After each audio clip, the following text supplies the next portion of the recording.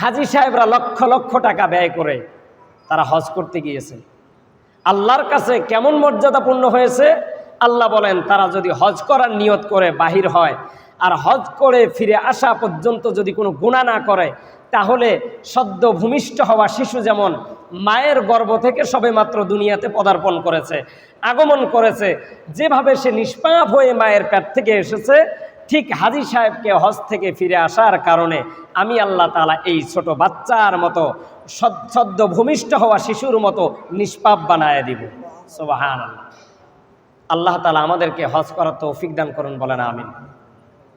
তাহলে 4 নম্বর আরেকটা আমল পাইলাম কি? তাকবীর বেশি বেশি পাঠ করা। কি করা? তাকবীর বেশি বেশি পাঠ করা। এই তাকবীরের মানা কি? তাকবীরের অর্থ কি? আল্লাহু আকবার, আল্লাহু আকবার।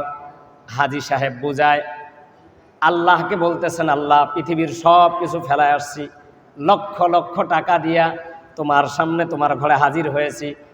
আমি দুনিয়াতে চলাফেরা করে দেখেছি, টাকা নিয়ে দেখেছি, দালান কোঠা বানায় দেখেছি, বউ বাচ্চা মা বাবাকে সঙ্গে নিয়ে দেখেছি, কেউ তোমার থেকে বড় নাই।